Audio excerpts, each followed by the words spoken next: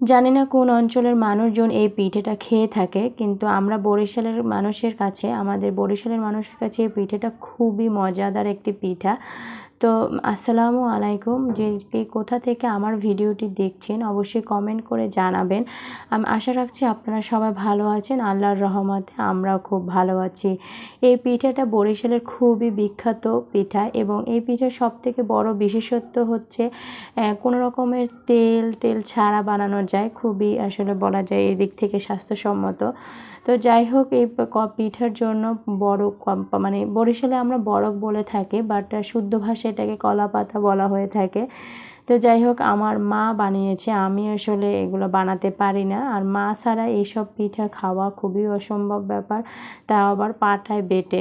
যাই হোক, প্রথমে দেখলেন যে মা খুব সুন্দর করে চাল বেটে নিয়েছে, ভিজিয়ে রেখেছে। তারপরে এই যে এখানে নারিকেল, তারপর চালের গুঁড়ো, তারপর তাল, চিনি এগুলো দিয়ে একটা মানে কী বলে এটাকে, মেখে নিচ্ছে। খুব ভালো করে এই মাখাটা মাখতে হবে, দেখবেন মাখতে মাখতেই দেখবেন এটা খুব নরম হয়ে গেছে, পানি ছাড়াই কিন্তু এটা এরকম হয়ে যাবে, খুব সুন্দর মতো একদম পিঠার আকৃতি হয়ে যাবে।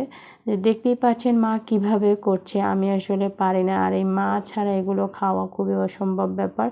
তো যাই হোক, এবারে এই যে মা খুব সুন্দর করে দিয়ে দিচ্ছে কলা পাতার উপর, একদম লেপে লেপে যাকে বলা হয়, খুব পাতলা করে দিতে হবে, তাহলে না হলে কিন্তু এটা ভালো লাগবে না, পাতলা দিলে ভালো লাগে। তারপর আর একটা কলা পাতা দিয়ে ওটার উপরে দিয়ে ঢেকে দিতে হবে খুব সুন্দর করে। যাই হোক, এভাবে এক এক করে সব পিঠাগুলো বানিয়ে নিচ্ছিলাম।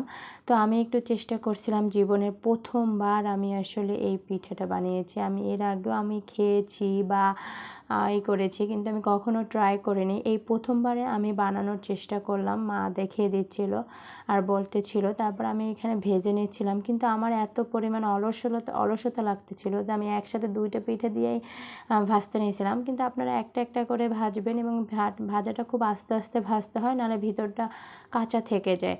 যাই হোক, এই যে সবগুলো ভেজে নিলাম।